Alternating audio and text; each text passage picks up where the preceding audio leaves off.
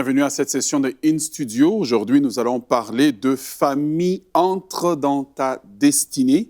Nous sommes dans le dernier message de la série La famille face à sa destinée, parce que nous croyons que la famille vient de Dieu. Dieu a institué la famille et en instituant, Dieu a béni la famille et Dieu veut que toutes les familles de la terre soient bénies. Et c'est ce qu'il a dit à Abraham en disant que toutes les familles de la terre seront bénies en toi, à Abraham. Nous allons lire la parole de Dieu pour nous servir de base de tout ce que nous allons dire dans le livre de Néhémie, le chapitre 3, le verset 1. Voici ce que la parole dit. Eliashib, le souverain sacrificateur, se leva avec ses frères, les sacrificateurs, et ils bâtirent la porte des brebis. Ils la consacrèrent et en posèrent les battants. Ils la consacrèrent depuis la tour de Méa jusqu'à la tour de Hananel. J'aime le chapitre 3 du livre de Néhémie. Et je sais qu'habituellement, lorsque on va enseigner, on va aller au chapitre 1, on va aller au chapitre 2, on va sauter le chapitre 3. Mais je crois que le chapitre 3 du livre d'Hébreux, du livre de Néhémie, est un parallèle au chapitre 11 du livre des Hébreux. Si on devait intituler le chapitre 3 du livre de Néhémie, on pourrait parler des héros de la foi du temps de Néhémie, comme dans les livres des Hébreux, l'Épître aux Hébreux, on parle de héros de la foi de la Bible. Mais ça, ce sont les héros du temps de Néhémie. Pour remettre tout le monde dans le contexte, c'est que nous comprenons que le peuple d'Israël était en captivité depuis un certain nombre de temps parce qu'ils avaient péché contre Dieu et Dieu les avait éloignés du pays tel qu'il leur avait déjà averti plusieurs fois par les prophètes. Et donc, le peuple étant revenu en plusieurs vagues de la captivité, il y a la dernière vague, c'est la vague qui est revenue avec Néhémie. Et ce peuple est revenu de la captivité sous Néhémie avait un seul objectif. L'objectif était de rebâtir la muraille de Jérusalem. Alors que la muraille était par terre, ça veut dire que l'économie était par terre, la ville était complètement détruite et il fallait rebâtir cette muraille. Et ce peuple a réussi à faire l'exploit de rebâtir une muraille. J'aimerais que vous ayez l'image en tête. C'était des pierres qu'il fallait transporter. Ils n'avaient pas des machines comme aujourd'hui. Ils ont réussi, malgré l'opposition, malgré les défis, les challenges qu'ils recevaient de la part de leurs adversaires, ils ont réussi à rebâtir la muraille de Jérusalem en 52 jours. Incroyable. Leurs ennemis étaient stupéfaits de voir qu'un peuple qui n'avait même pas de roi, ils avaient juste un gouverneur, ils ont réussi à rebâtir la muraille. Mais lorsqu'on observe le chapitre 3 du livre de Néhémie et qu'on le lit en entièreté, on observe attentivement, on retrouve le secret de la réussite de Néhémie. On retrouve le secret de la réussite et ce secret, c'est ce que j'aimerais partager avec vous pour nous aider à terminer cette série et à comprendre les plans et les projets que le Seigneur a pour nous. Le secret du succès de Néhémie, le secret qui a emmené ce peuple à réussir à bâtir la muraille, ce secret est simple, ça s'appelle la famille. La réussite de Néhémie se fonde non sur l'individualité, mais sur la famille. Et en fait, pendant tout le chapitre 3, on va toujours entendre que telle famille s'est levée et a bâti telle portion de la muraille. On va entendre que, comme dans notre texte que nous avons lu tout de suite, on dit que Eliashib, le souverain sacrificateur, se leva avec qui? Avec ses frères, avec ses frères de sang, avec ses cousins. Ils se sont levés pour bâtir la muraille. En d'autres termes, quand le royaume de Dieu avait besoin d'eux, ces familles se sont levées et ont investi dans le royaume de Dieu. Ils ont investi pour bâtir la muraille. La chose la plus importante à comprendre, ici, mes frères et sœurs, le succès n'était pas lié à la force, mais c'était lié premièrement aux familles qui étaient unies. aux familles qui parlaient d'un même accord et aux familles qui avaient une même vision. Quelle était la vision? Rebâtir la muraille. Ensuite de cela, ces familles étaient unies et ces familles ont travaillé ensemble. Ces familles se sont investies ensemble. En terminant aujourd'hui, pour dire que famille entre dans ta destinée, ce que nous devons comprendre, c'est que vous devez comprendre, mon frère, ma soeur, c'est que votre famille a un rôle à jouer dans l'avancement du royaume de Dieu.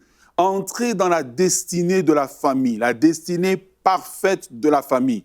Parce qu'il y a des destinées qu'on se donne soi-même. Acheter une maison, il y a des projets qu'on se donne. Acheter une maison, acheter une deuxième voiture, voyager, immigrer dans tel ou tel pays. Mais à la fin de la journée, il y a des murailles que nous devons construire pour le royaume de Dieu. Il y a des avancements, des percées que le royaume de Dieu doit faire. Et il est possible de faire ces percées dans l'Église, à partir de l'Église simplement, à partir du moment où les familles des enfants de Dieu se lèvent comme la famille d'Éliachib se sont levées pour pouvoir s'investir entièrement dans le royaume de Dieu. Ce que Dieu veut, c'est que nous puissions rêver avec lui. Ce que Dieu veut, c'est que nous puissions nous engager avec lui à faire avancer son royaume. Dieu, aujourd'hui, ne cherche pas des individus, mais il cherche des hommes, des femmes qui peuvent se lever, des familles qui vont se lever pour le royaume de Dieu. Et ce que j'aime, c'est que le livre de Néhémie montre le secret. Le secret de la réussite, ce sont des familles qui se sont levées et qui se sont engagées pour que la cause de Dieu avance. Dieu cherche des familles qui ne vont pas vivre de façon égoïste, juste recevoir les bénédictions de Dieu, aller au culte le dimanche matin et puis rentrer chez soi, aller en vacances, prier Dieu, donne-moi ceci, donne-moi cela. Mais ce que Dieu cherche, c'est des familles qui vont dire, comme l'apôtre Paul lui ont dit, et des familles qui, et je le vois dans mon esprit, des familles qui vont s'unir autour du culte de famille. Et ils vont dire, Seigneur, que veux-tu que nous fassions pour nous? Quel est ton plan dans cette famille? Qu'est-ce que nous pouvons faire pour que ton royaume avance? C'est ça que Dieu est en train de chercher. La famille face à sa destinée, c'est la famille qui répond à l'appel de Dieu. C'est la famille, ce n'est pas l'individu, c'est la famille.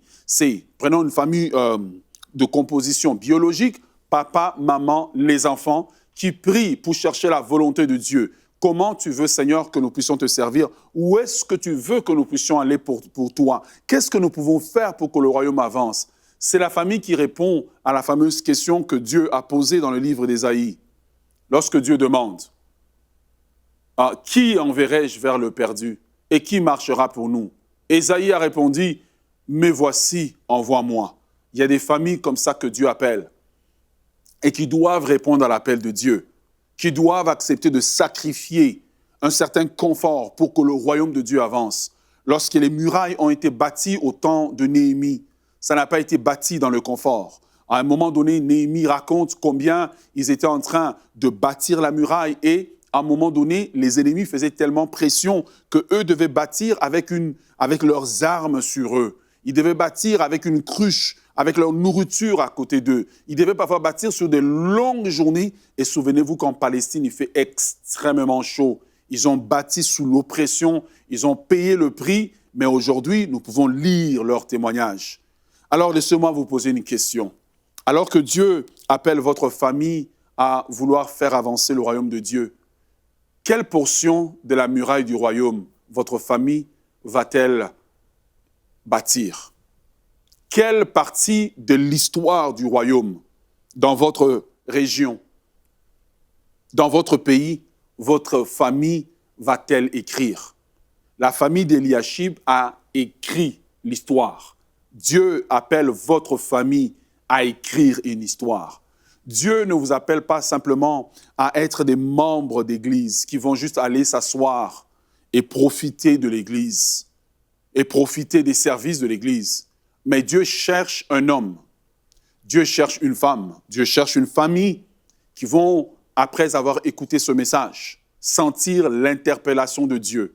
Et la famille entière va se lever pour entrer dans le service de Dieu. Votre famille a une destinée. Et sa destinée, c'est faire avancer le royaume de Dieu. Faire avancer le royaume de Dieu, c'est d'abord devenir partenaire pour le royaume de Dieu. Ça veut dire que quand vous devenez partenaire de Dieu pour faire avancer le royaume de Dieu, eh bien Dieu devient votre partenaire pour faire avancer votre famille. Devenez partenaire du royaume de Dieu aujourd'hui. Ne soyez pas un simple membre. Ne soyez pas, comme on appelle, un chauffeur de banc.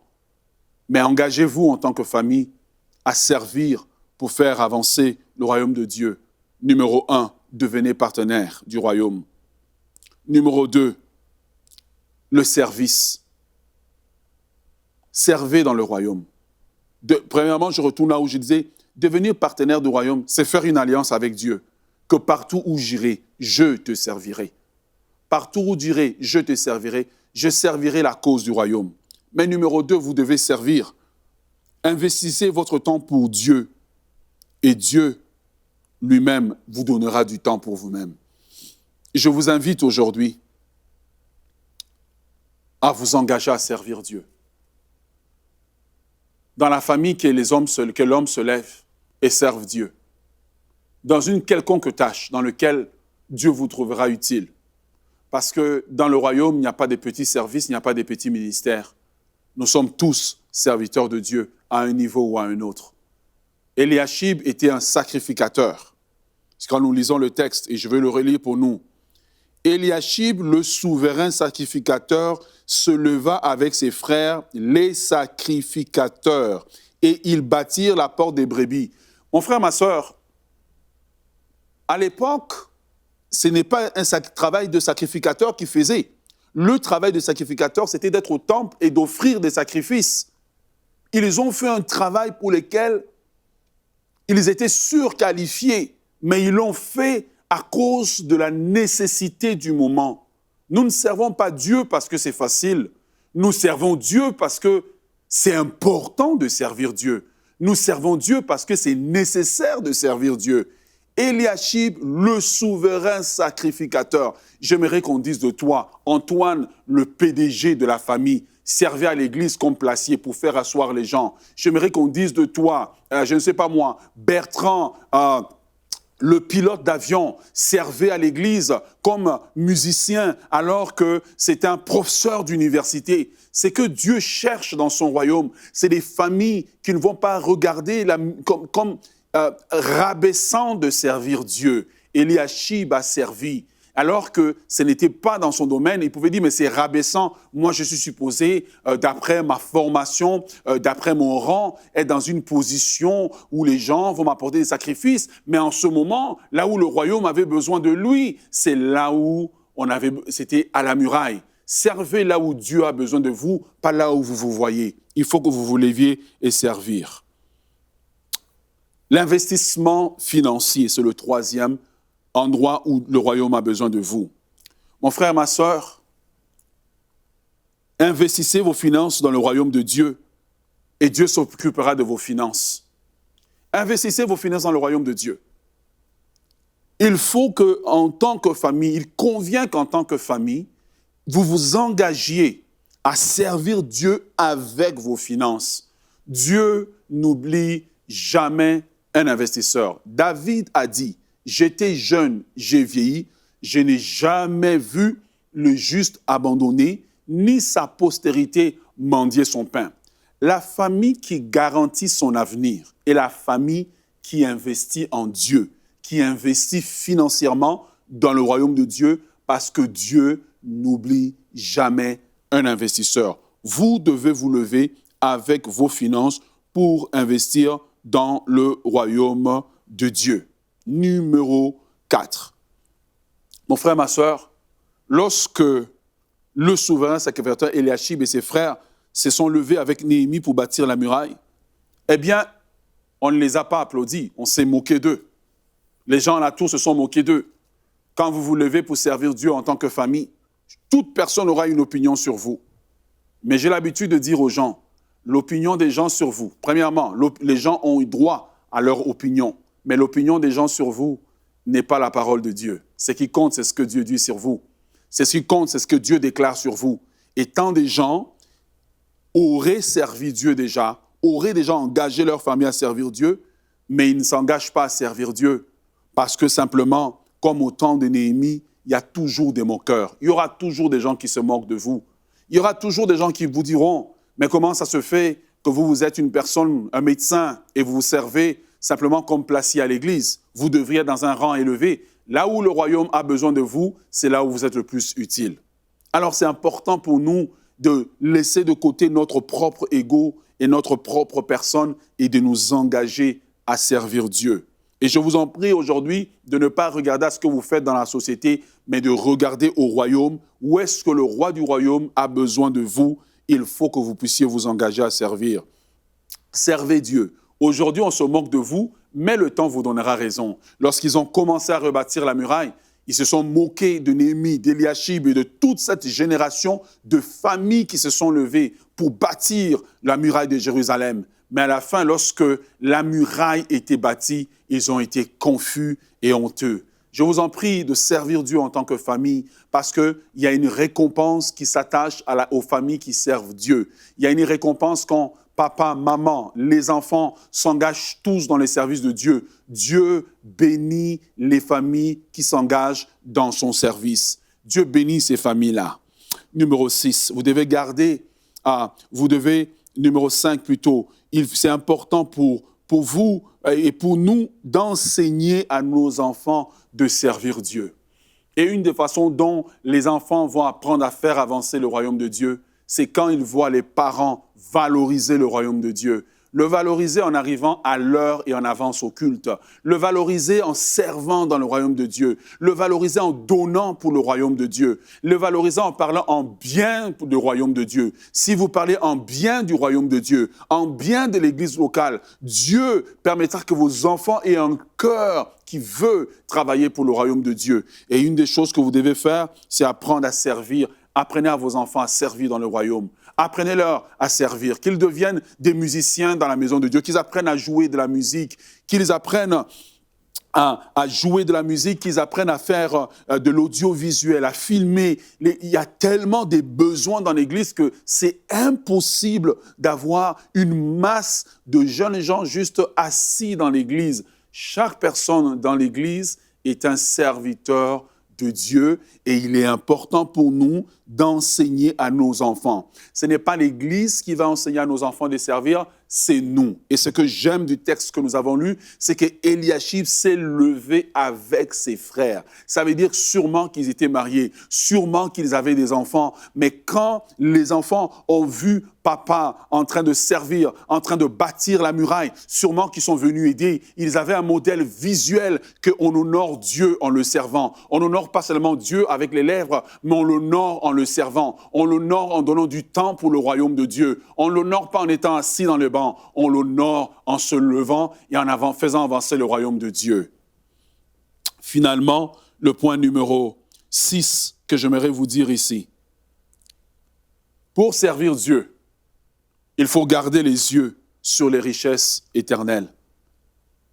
Lorsqu'on se moque de nous, lorsque tout est difficile, lorsque tout semble bloqué autour de nous, il faut que nous soyons capables de servir Dieu dans notre génération, mais en ayant les yeux fixés sur Christ, qui est l'auteur et le rémunérateur de notre foi. Il faut fixer les yeux sur les richesses, les couronnes que nous recevrons de Dieu lorsque le Seigneur va revenir. Il y a des récompenses attachées au service dans le siècle présent, mais il y a des récompenses attachées au service dans le siècle à venir. Et quand un parent enseigne à ses enfants à servir Dieu et que la famille entière s'engage à servir Dieu, non seulement la famille rentre dans la destinée de Dieu, que Dieu a pour elle, qui est de faire avancer le royaume, mais elle a une double bénédiction encore, qui est de s'amasser des trésors et des richesses dans le royaume de Dieu présent et le royaume à venir. Voilà pourquoi Dieu vous appelle. Dieu appelle chacun d'entre nous à se lever et à s'engager avec sa famille pour le service du royaume de Dieu. J'aimerais dire, c'est que le président Kennedy disait lorsqu'il a lancé le projet de la mission pour aller à la Lune. Il disait aux Américains, je sais que la tâche est difficile. Nous ne faisons pas ça parce que c'est facile, mais nous faisons ça parce que c'est difficile. Mais nous sommes capables. Et ce que j'aimerais vous dire, c'est que nous ne servons pas Dieu parce que tout est beau dans nos vies. Vous ne servez pas Dieu parce que tout est beau, parce que tout est parfait. Vous servez Dieu parce que vous avez la révélation du royaume. Vous servez Dieu parce que vous voyez au travers de son Église, au travers des tâches qu'il vous donne dans l'Église, dans la mission ou dans quelque service que Dieu vous demande, vous avez la vision du royaume, la vision du roi du royaume. Et parce que vous aimez Dieu, vous manifestez l'amour que vous avez pour Dieu par le service. Nous ne servons pas parce que c'est facile. Parfois, servir Dieu, c'est servir quand on est fatigué, quand on est épuisé, quand on est malade, quand on est découragé. Mais nous servons Dieu parce qu'il est bon, parce qu'il est juste, parce qu'il nous a sauvés, parce que nous l'aimons.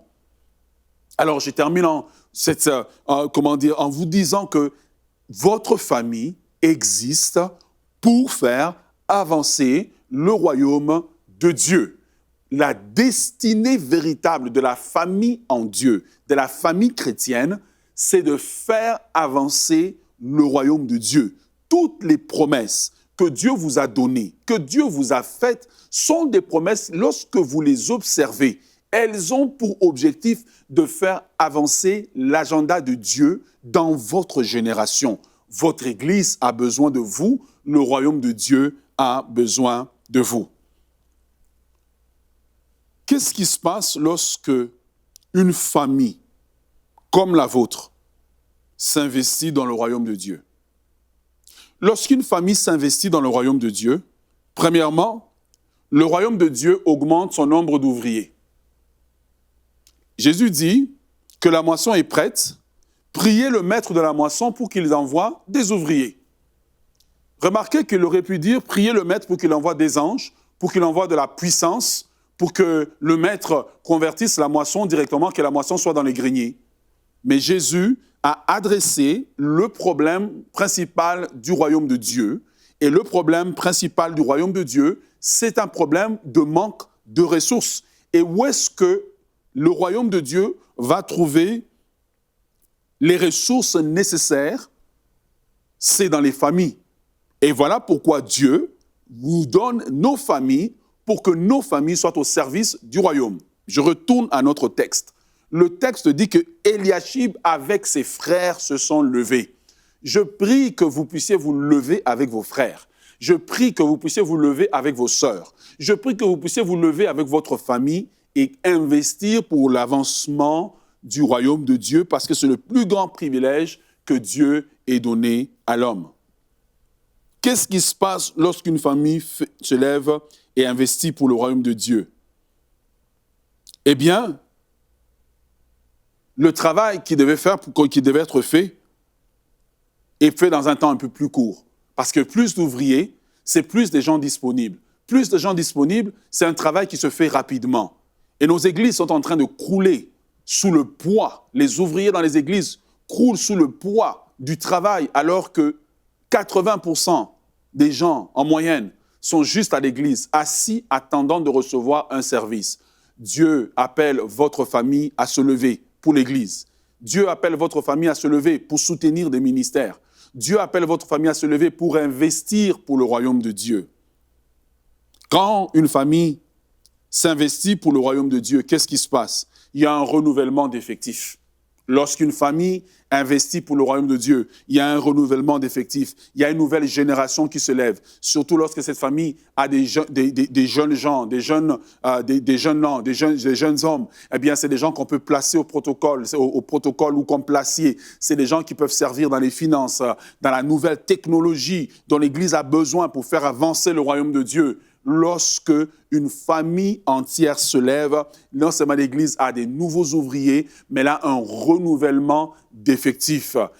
Je prie que nous puissions comprendre que la destinée véritable de la famille, c'est l'avancement du royaume de Dieu. C'est le plus grand privilège que Dieu nous ait accordé. Dans l'Ancien Testament, lorsque Dieu avait appelé le peuple, Dieu avait sélectionné une famille, c'est la famille de Lévi, qui est devenue la tribu de Lévi. Le but de la tribu de Lévi, ce n'était pas d'acquérir des richesses. Le but de la tribu de Lévi, c'était de faire avancer le royaume de Dieu en servant à l'autel de Dieu. Donc Dieu appelle nos familles à se lever, que les hommes dans les familles se lèvent, que le papa se lève, que la maman se lève, que les enfants très jeunes apprennent à servir Dieu.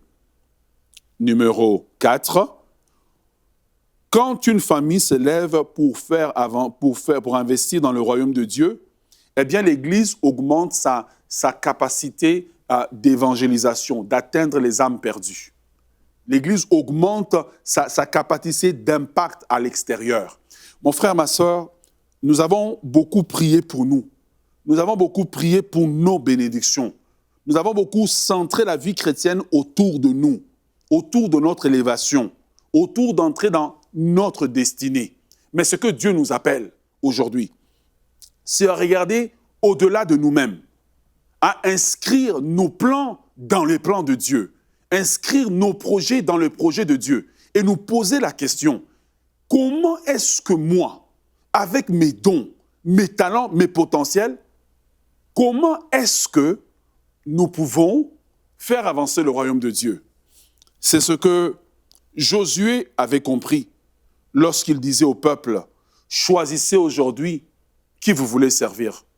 Si vous ne voulez pas servir l'Éternel, choisissez qui vous voulez servir. Mais il dit, vous pouvez servir le Dieu d'Égypte où vous étiez, ou servir le Dieu du pays promis où nous entrons. Ou bien, vous pouvez faire comme moi.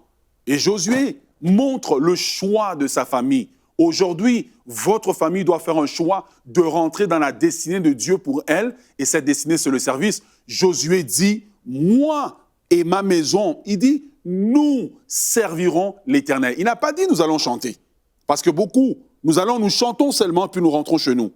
Il n'a pas dit, nous allons simplement aller puis nous asseoir. Non, il a dit, moi et ma maison. Donc ça commence par la tête, le responsable spirituel. Il dit, moi et ma maison, nous servirons l'Éternel. La famille face à sa destinée, c'est la famille qui fait face à la question de savoir, allez-vous servir Dieu ou allez-vous vous servir de Dieu pour faire avancer vos intérêts? Allez-vous vous servir de Dieu pour faire avancer vos projets? Allez-vous vous servir de Dieu comme un guichet automatique, comme un Père Noël qui vous donne exactement ce que vous voulez, quand vous voulez? Ou bien nous pouvons dire comme Josué, après tout ce que j'ai vu Dieu faire pour moi, après les déserts par lesquels Dieu m'a fait traverser, moi aujourd'hui, je me lève avec ma femme, avec mes enfants. Je me lève peut-être parce que vous êtes seul. Je me lève avec mes enfants. Je suis une mère seule. Je me lève avec mes enfants et nous nous engageons à servir Dieu. Nous nous engageons à faire avancer le royaume de Dieu. La famille face à sa destinée, s'engager à servir Dieu. Que Dieu vous bénisse.